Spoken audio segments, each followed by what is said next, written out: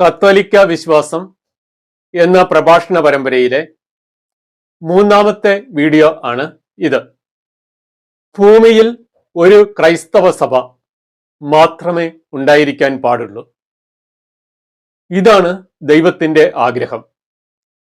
Bible പുതിയ നിയമത്തിന്റെ കാഴ്ചപ്പാടും ഇത് തന്നെയാണ്. ഇതിനെക്കുറിച്ചായിരുന്നു നമ്മൾ കഴിഞ്ഞ വീഡിയോയിൽ പങ്കുവച്ചത്. ക്രിസ്തു ഈ ഭൂമിയിലായിരുന്നപ്പോൾ ഒരു സഭ സ്ഥാപിക്കുക തന്നെ ചെയ്തു. ദൈവം വിശ്വസ്തനാണ്. താൻ സ്ഥാപിച്ച സഭയെ ക്രിസ്തു പിന്നീട് ഒരിക്കലും കൈവിടുകയില്ല.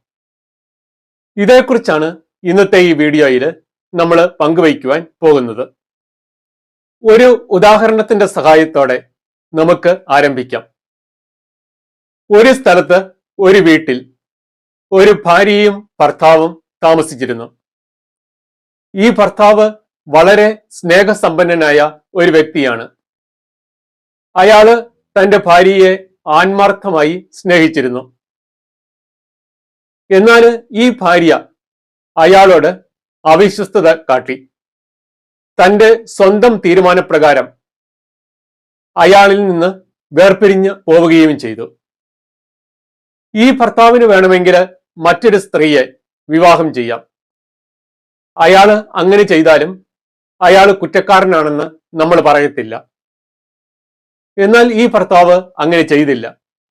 ആദ്യ ഭാര്യയെ തന്നെ അയാള് തുടർന്നും സ്നേഹിച്ചു. അവളെ തന്നിലേക്ക് തിരിച്ചു കൊണ്ടുവരുവാൻ പരിശ്രമിക്കുകയും ചെയ്തു. ക്ഷമാപൂർവം അതിനുവേണ്ടി കാത്തിരുന്നു. അവസാനം ഈ ഭാര്യ അയാളുടെ അടുത്തേക്ക് തന്നെ തിരിച്ചു ചെന്നു. അപ്പോൾ യാതൊരു പരിഭവവും കൂടാതെ അയാള് അവളെ തിരികെ സ്വീകരിക്കുകയും ചെയ്തു. ഈ ഭർത്താവ് ഉത്കൃഷ്ടമായ ഒരു സ്നേഹത്തിന്റെ ഉടമയാണെന്ന് നമ്മൾ എല്ലാവരും സമ്മതിക്കും. ദൈവം എന്ന് പറയുന്നതും ഇതുപോലെ തന്നെയാണ്. ദൈവം വിശ്വസ്തനായ ഒരു ഭർത്താവാണ്. ദൈവത്തിന്റെ തിരഞ്ഞെടുക്കപ്പെട്ട ജനമായിരുന്നു ഇസ്രായേൽ. എന്നാൽ നമ്മൾ പഴയ നിയമത്തില് ഇസ്രായേലിന്റെ ചരിത്രം വായിക്കുമ്പോൾ മനസ്സിലാകും, കൂടെ കൂടെ ഇസ്രായേൽ ജനത ദൈവത്തോട് മറുതലിക്കുകയും അവിശ്വസ്തത കാട്ടുകയും ചെയ്തു. എന്നിട്ടും ഇസ്രായേലിനെ സ്നേഹിക്കുന്ന ഒരു ദൈവത്തിന്റെ ചിത്രമാണ് പഴയ നിയമത്തിൽ നമ്മൾ കാണുന്നത്. ഹോസിയ പ്രവാചകനോട് യഹോവ അരുളി ചെയ്യുന്ന ഒരു വചനഭാഗം നിങ്ങൾ ഒന്ന് ശ്രദ്ധിക്കുക. നീ പോയി ജാരവേഴ്ചയുള്ളവളും വ്യഭിചാരിണിയും ആയ ഒരുവളെ സ്നേഹിക്കുക. മുന്തിരിയടകൾ ഇഷ്ടപ്പെടുകയും അന്യദേവന്മാരുടെ പിറകെ പോവുകയും ചെയ്തിട്ടും ഇസ്രായേൽ ജനത്തെ കർത്താവ് സ്നേഹിക്കുന്നത് പോലെ തന്നെ. ഇസ്രായേല് ദൈവത്തോട് അവിശ്വസ്തത കാട്ടി. എങ്കിലും ദൈവം ഇസ്രായേലിനെ സ്നേഹിച്ചു. കാരണം ദൈവമെന്ന് പറയുന്നത് വിശ്വസ്തനായ ഭർത്താവാണ്. യേശു ഈ ഭൂമിയിൽ മനുഷ്യനായി അവതരിച്ചാൽ യേശുവിനെ മനസ്സിലാക്കുന്നതിനും യേശു നൽകുന്ന സന്ദേശം മറ്റ് ജനതകളുടെ ഇടയിലേക്ക് വ്യാപിപ്പിക്കുന്നതിനും പ്രാപ്തരായ ഒരു ജനത്തെ ഈ ഭൂമിയിൽ ദൈവത്തിന് സജ്ജമാക്കേണ്ടിയിരുന്നു. അതിനുവേണ്ടിയാണ് ദൈവം ഇസ്രായേൽ ജനതയെ തെരഞ്ഞെടുത്തത്. ആദ്യം അബ്രഹാം എന്ന വ്യക്തിയെ ദൈവം തെരഞ്ഞെടുത്തു. പിന്നെ അവനെ തന്റെ ബന്ധുജനങ്ങളിൽ നിന്ന് വേർപ്പെടുത്തി മറ്റൊരു സ്ഥലത്ത് കൊണ്ടുപോയി താമസിപ്പിച്ചു. അബ്രാഹത്തിന്റെ പുത്രനാണ് ഇസ്ഹാക്ക്. ഇസ്ഹാക്കിന്റെ പുത്രനാണ് യാക്കോബ്. യാക്കോബിന് 12 പുത്രന്മാർ ഉണ്ടായിരുന്നു. ഇവരുടെ സന്തതി പരമ്പരയാണ് ഈ ഇസ്രായേൽ ജനത. യാക്കോബിന്റെ ഓരോ പുത്രന്റെയും സന്തതി പരമ്പര ഇസ്രായേലിൽ ഓരോ ഗോത്രം ആയിട്ടാണ് അറിയപ്പെട്ടിരുന്നത്. അങ്ങനെ ഇസ്രായേലിൽ ആകെ 12 ഗോത്രങ്ങൾ ഉണ്ടായിരുന്നു. യാക്കോബിന്റെ ഒരു പുത്രനാണ് യൂദ. യൂദായുടെ സന്തതി പരമ്പര അറിയപ്പെട്ടിരുന്നത് യൂദ ഗോത്രം എന്ന പേരിലാണ്. യാക്കോബ് താൻ മരിക്കാറായപ്പോൾ തന്റെ 12 പുത്രന്മാരെയും അരികിൽ വിളിച്ചു. പിന്നെ അവരെ അനുഗ്രഹിച്ചു. മാത്രമല്ല, ഭാവിയിൽ അവർക്ക് സംഭവിക്കുവാൻ പോകുന്ന കാര്യങ്ങൾ മുൻകൂട്ടി പ്രവചിച്ചു പറയുകയും ചെയ്തു. അപ്പോൾ ഈ യൂദ ഗോത്രത്തിലായിരിക്കും ക്രിസ്തു പിറക്കാൻ പോകുന്നത് എന്ന് യാക്കോബ് യൂദായെ അനുഗ്രഹിച്ച അവസരത്തിൽ പ്രവചിച്ച് പറയുന്നതായിട്ട് നമ്മൾ പഴയ നിയമത്തിൽ വായിക്കുന്നു. ആ വചനം ഒന്ന് ശ്രദ്ധിക്കുക. ചെങ്കോൽ യൂദായെ വിട്ടുപോകയില്ല, അതിന്റെ അവകാശി വന്നു ചേരും വരെ അധികാരദണ്ഡ് അവന്റെ സന്തതികളിൽ നിന്ന് നീങ്ങിപ്പോകയില്ല. ക്രിസ്തു യൂദാ ഗോത്രത്തിൽ ആയിരിക്കും പിറക്കുക എന്ന് കാണിക്കുന്ന ഒരു പ്രവചനം ആണിത്. എന്നാൽ യാക്കോബ് ഈ പ്രവചനം നടത്തിയതിനു ശേഷം 1600 വർഷങ്ങൾ കഴിഞ്ഞാണ് ക്രിസ്തു ഈ ഭൂമിയിൽ മനുഷ്യനായി പിറക്കുന്നത്. ഈ 1600 വർഷക്കാലത്തെ യൂദ ഗോത്രത്തിന്റെ ചരിത്രം നമ്മൾ ബൈബിൾ പഴയ നിയമത്തിൽ വായിക്കുന്നുണ്ട്. അപ്പോൾ നമുക്ക് കാണാൻ സാധിക്കും, ദൈവത്തോട് കൂടെ കൂടെ മറുതലിക്കുകയും അവിശ്വസ്തത കാട്ടുകയും ചെയ്ത ഒരു ജനതയായിരുന്നു ഈ യൂദാഗോത്രം. ഇടയ്ക്കിടയ്ക്ക് അവര് വിഗ്രഹാരാധനയിലേക്ക് തിരിഞ്ഞു. എന്നാൽ ദൈവം ഈ യൂദാഗോത്രത്തെ ഉപേക്ഷിക്കുന്നില്ല. യൂദാഗോത്രത്തെ തള്ളിക്കളഞ്ഞിട്ട് മറ്റൊരു ജനതയെ രക്ഷകന്റെ ആഗമനത്തിനു വേണ്ടി ഒരുക്കുവാൻ ദൈവം തെരഞ്ഞെടുക്കുന്നില്ല. കാരണം ദൈവം എന്ന് പറയുന്നത് വിശ്വസ്തനായ ഭർത്താവാണ്. യൂദാഗോത്രത്തിന്റെ അവിശ്വസ്തതയല്ല ഇവിടെ പ്രധാനപ്പെട്ട കാര്യം, പിന്നെയോ ദൈവത്തിന്റെ വിശ്വസ്തതയാണ്. ഇക്കാര്യം നമുക്ക് കുറച്ചുകൂടി വിശദമായിട്ട് പരിശോധിക്കാം. യാക്കോബ് തന്റെ വാർദ്ധക്യകാലത്ത് തന്റെ 12 പുത്രന്മാരോടും കുടുംബാംഗങ്ങളോടുമൊത്ത് ഈജിപ്തിൽ വന്ന് താമസമാക്കി. ഈജിപ്തിൽ വെച്ച് അവര് ഒരു ജനതയായി പെരുകി. എന്നാൽ ഈജിപ്തുകാര് ഈ ഇസ്രായേൽക്കാരെ അടിമകളാക്കി 400 വർഷക്കാലം അടിമവേല ചെയ്യിപ്പിച്ചു. പിന്നെ ഈ ഇസ്രായേൽ മക്കളുടെ നിലവിളി യഹോവയുടെ കാതുകളിലെത്തി. അപ്പോൾ ഈ ഇസ്രായേൽക്കാരെ ഈജിപ്തിൽ നിന്ന് മോചിപ്പിക്കുവാനും ഫലസമൃദ്ധമായ കാനാൻ ദേശത്തേക്ക് കൊണ്ടുപോയി ആ നാട് അവർക്ക് അവകാശമായി നൽകുവാനും ദൈവം തീരുമാനിച്ചു. കാനാൻ ദേശം എന്ന് പറയുന്നതാണ് ഇപ്പോഴത്തെ ഇസ്രായേൽ രാജ്യം. ഇതിന് നേതൃത്വം നൽകാനായി ദൈവം തെരഞ്ഞെടുത്തത് മോശ എന്ന വ്യക്തിയെ ആണ്. അങ്ങനെ ഇസ്രായേൽ ജനം മോശയുടെ നേതൃത്വത്തിൽ ഈജിപ്തിൽ നിന്ന് പുറപ്പെട്ടു. അത്ഭുതകരമായി ചെങ്കടൽ വിഭജിച്ച് കടന്ന് അവർ മരുഭൂമിയിലൂടെ കാനാൻ ദേശം ലക്ഷ്യമാക്കി യാത്ര ചെയ്യുകയാണ്. പക്ഷേ ഈ മരുഭൂമിയിൽ എത്തിയപ്പോൾ അവര് സ്വർണം കൊണ്ട് ഒരു കാളക്കുട്ടിയെ ഉണ്ടാക്കി അതിനെ ആരാധിച്ച് യഹോവയെ പ്രകോപിപ്പിച്ചു. ഇസ്രായേൽ ജനത കാണിച്ച ഈ അവിശ്വസ്തതയിൽ യൂദാഗോത്രം മുഴുവൻ പങ്കുപറ്റുന്നുണ്ട്. പിന്നെ നമ്മൾ കാണുന്നു, ഈ കാനാൻ ദേശം ഒറ്റുനോക്കാനായി മോശ 12 ചാരന്മാരെ അയച്ചു. ഓരോ ഗോത്രത്തിൽ നിന്നും ഓരോ ആൾ വീതം. അവര് പോയി ഈ ദേശം സന്ദർശിച്ചു. വളരെ ഫലസമൃദ്ധമായ നാടാണെന്ന് മനസ്സിലാക്കി അവിടെ നിന്ന് കുറെ പഴങ്ങളും ഒക്കെ ശേഖരിച്ച് ഇസ്രായേൽക്കാരുടെ അടുത്ത് തിരിച്ചെത്തി.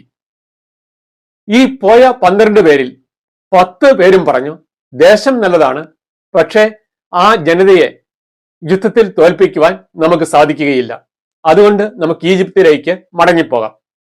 ജോഷ്വ, കാലബ് എന്നീ 2 പേർ മാത്രം പറഞ്ഞു, നമുക്ക് പോയി ആ ദേശം കീഴടക്കാം, ആ നാട് കർത്താവ് നമുക്ക് തരും. എന്നാൽ ഇസ്രായേൽ ജനം ശ്രമിച്ചത് ഈ ബാക്കി 10 പേരുടെ വാക്കിനെയാണ്. ജോഷ്വയെയും കാലബിനെയും കല്ലെറിയണമെന്ന് അവരൊന്നടങ്കം പറഞ്ഞു. പിന്നെ മോശയ്ക്ക് പകരം മറ്റൊരു നേതാവിനെ തെരഞ്ഞെടുത്ത് ഈജിപ്തിലേക്ക് തിരിച്ചു പോകുവാൻ അവർ ഒരുമ്പെട്ടു. ഇതിന് ശിക്ഷയായി ദൈവം ഈ ഇസ്രായേൽ ജനത്തെ 40 കൊല്ലം മരുഭൂമിയിൽ അലഞ്ഞു തിരിയാനായിട്ട് വിട്ടു. ഇസ്രായേൽ ജനത കാണിച്ച ഈ അവിശ്വസ്തതയിൽ യൂദാഗോത്രം മുഴുവൻ പങ്കുപറ്റുന്നുണ്ട്. 40 വർഷം പൂർത്തിയായപ്പോൾ ജോഷ്വയുടെ നേതൃത്വത്തിൽ ഈ ഇസ്രായേൽ ജനം കാനാൻ ദേശം കീഴടക്കി ആ നാട് സ്വന്തമാക്കി അവിടെ വാസം ആരംഭിച്ചു. പിന്നെ ജോഷ്വ മരിച്ചു. അതിനുശേഷം കുറെ വർഷക്കാലത്തേക്ക് ന്യായാധിപന്മാരാണ് ഇസ്രായേൽ ജനതയെ ഭരിച്ചത്. എന്നാൽ ഈ ന്യായാധിപന്മാരുടെ കാലത്ത് ഇസ്രായേൽ ജനത ദൈവത്തോട് വളരെ അവിശ്വസ്തത കാണിക്കുന്നതായി നമ്മൾ വായിക്കുന്നു. ന്യായാധിപന്മാരുടെ പുസ്തകത്തിൽ നിന്നുള്ള ഒരു വചനഭാഗം നിങ്ങൾ ശ്രദ്ധിക്കുക. തങ്ങളുടെ പിതാക്കന്മാരെ ഈജിപ്തിൽ നിന്ന് കൊണ്ടുവന്ന ദൈവമായ കർത്താവിനെ അവർ ഉപേക്ഷിച്ചു. ചുറ്റുമുള്ള ജനതകളുടെ ദേവന്മാരുടെ പിന്നാലെ അവർ പോയി അവയ്ക്ക് മുൻപിൽ കുമ്പിട്ടു. അങ്ങനെ അവർ കർത്താവിനെ പ്രകോപിപ്പിച്ചു. അവർ കർത്താവിനെ ഉപേക്ഷിച്ച് ബാൽ ദേവന്മാരെയും അസ്താർത്തെ ദേവതകളെയും സേവിച്ചു. ഇസ്രായേൽ ജനത കാണിച്ച ഈ അവിശ്വസ്തതയിൽ യൂദാഗോത്രം മുഴുവൻ പങ്കുപറ്റുന്നുണ്ട്. ന്യായാധിപന്മാരെ തുടർന്ന് ഇസ്രായേൽ ജനതയെ ഭരിച്ചത് രാജാക്കന്മാരാണ്. സാവൂൾ ആയിരുന്നു ആദ്യത്തെ രാജാവ്. അതിനുശേഷം ദാവീദ് രാജാവായി.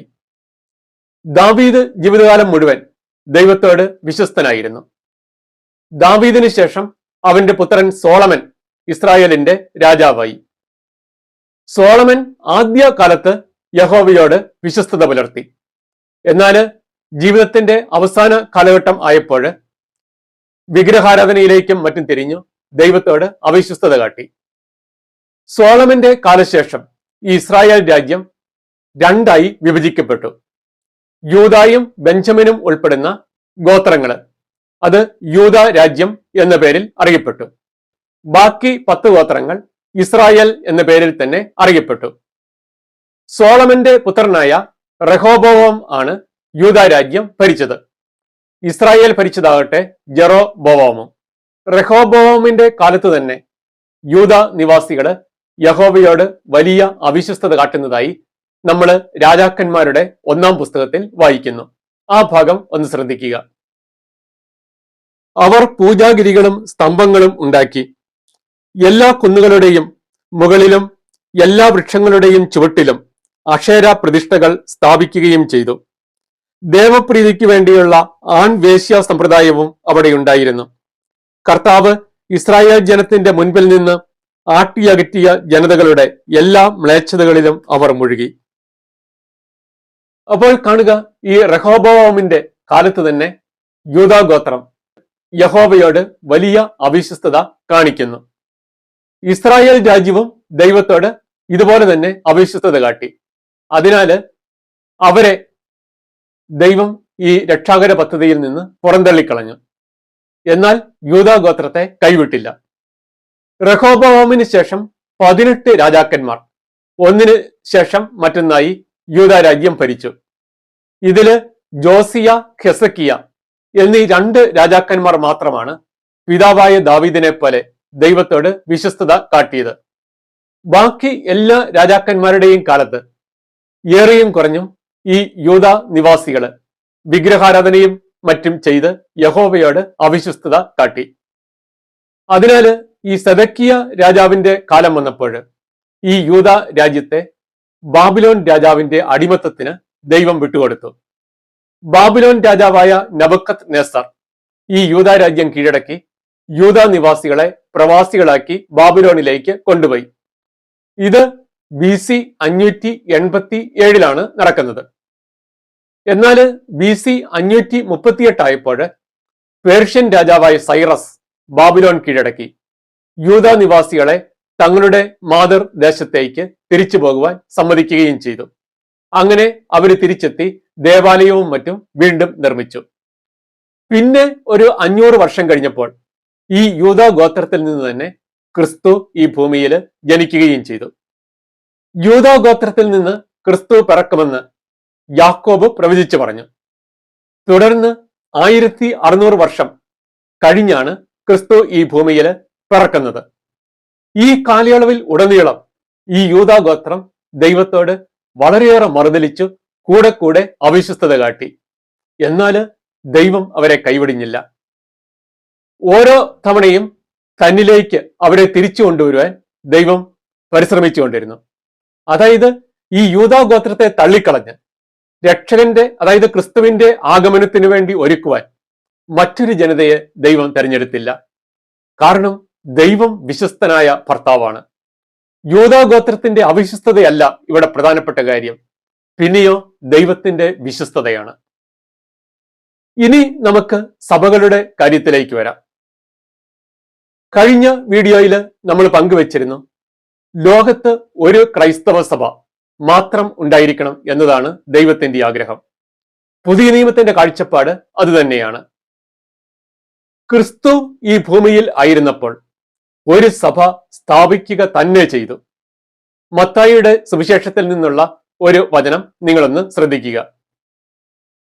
ഞാൻ നിന്നോട് പറയുന്നു, നീ പത്രോസാണ്, ഈ പാറമേൽ എന്റെ സഭ ഞാൻ സ്ഥാപിക്കും, നരക കവാടങ്ങൾ അതിനെതിരെ പ്രബലപ്പെടുകയില്ല.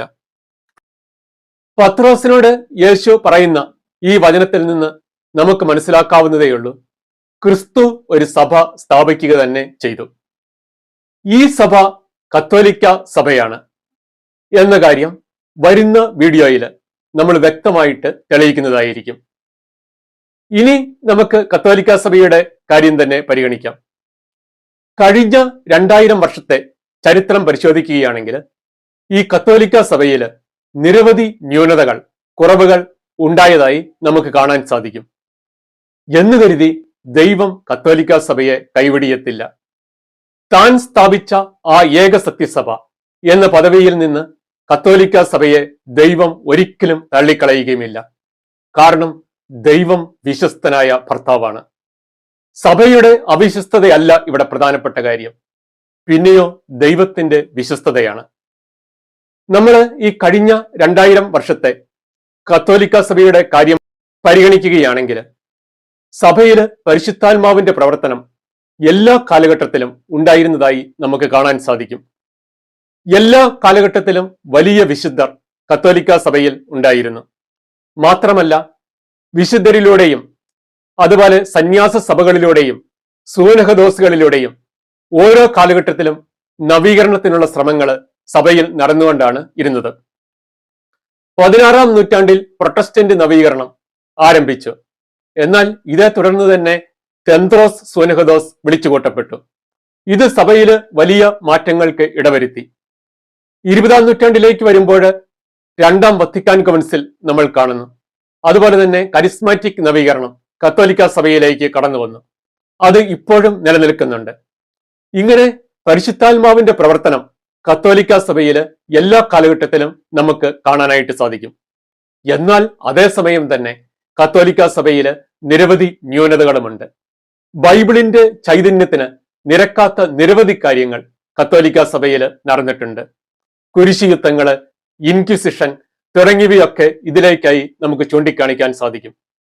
ജോൺ പോൾ 2 മാർപ്പാപ്പ ഈ ചരിത്രഗതിയിൽ കത്തോലിക്ക സഭ വരുത്തിയിട്ടുള്ള വീഴ്ചകളുടെ പേരിൽ ലോകത്തോട് ഒരിക്കൽ പരസ്യമായി മാപ്പ് പറയുക വരെ ഉണ്ടായി. അപ്പോൾ ഇങ്ങനെ നിരവധി ന്യൂനതകള് കത്തോലിക്ക സഭയിൽ ഉണ്ടായിട്ടുണ്ട്. എന്നാൽ കത്തോലിക്ക സഭയെ ദൈവം കൈവിടില്ല. താൻ സ്ഥാപിച്ച ആ ഏക സത്യസഭ എന്ന ആ പദവിയിൽ നിന്ന് കത്തോലിക്ക സഭയെ ദൈവം ഒരിക്കലും തള്ളിക്കളയത്തില്ല. കാരണം ദൈവം വിശ്വസ്തനായ ഭർത്താവാണ്. സഭയുടെ അവിശ്വസ്തതയല്ല ഇവിടെ പ്രധാനപ്പെട്ട കാര്യം, പിന്നെയോ ദൈവത്തിന്റെ വിശ്വസ്തതയാണ്. നമ്മൾ കുറച്ച് മുമ്പ് കണ്ടായിരുന്നു, യൂദാ ഗോത്രത്തെ ഈ രക്ഷകന്റെ ആഗമനത്തിന് ഒരുക്കുവാൻ വേണ്ടി ദൈവം പ്രത്യേകം തെരഞ്ഞെടുത്തു. തുടർന്ന് 1600 വർഷക്കാലം യൂദാ ഗോത്രം ദൈവത്തോട് കഠിനമായ അവിശ്വസ്തത കാട്ടി. പക്ഷേ യൂദാ ഗോത്രത്തെ ദൈവം തള്ളിക്കളഞ്ഞില്ല. കാരണം ദൈവം വിശ്വസ്തനായ ഭർത്താവാണ്. അതുപോലെ കത്തോലിക്ക സഭയിൽ ന്യൂനതകൾ ഉണ്ടായിരിക്കാം. പക്ഷേ താൻ സ്ഥാപിച്ച ആ ഏക സത്യസഭ എന്ന പദവിയിൽ നിന്ന് ദൈവം ഒരിക്കലും, ക്രിസ്തു ഒരിക്കലും കത്തോലിക്ക സഭയെ തള്ളിക്കളയത്തില്ല. കാരണം ദൈവം വിശ്വസ്തനായ ഭർത്താവാണ്. ക്രിസ്തു സ്ഥാപിച്ച ആ ഏക സത്യസഭ അത് കത്തോലിക്ക സഭ തന്നെയാണ്. ഇക്കാര്യം വരുന്ന വീഡിയോയിൽ ഞാൻ വളരെ വ്യക്തമായിട്ട് തെളിയിക്കുന്നതായിരിക്കും. ഇത്രയും പറഞ്ഞതിൽ നിന്ന് ഓർത്തഡോക്സ് സഭകളെയും പ്രൊട്ടസ്റ്റന്റ് സഭകളെയും ദൈവം കൈവിട്ടെന്നോ അവിടെ പരിശുദ്ധാത്മാവിന്റെ പ്രവർത്തനമില്ലെന്നോ അല്ല അർത്ഥമാക്കുന്നത്. ഇതേക്കുറിച്ചും വരുന്ന വീഡിയോയിൽ കൂടുതൽ വിശദീകരിക്കുന്നതായിരിക്കും.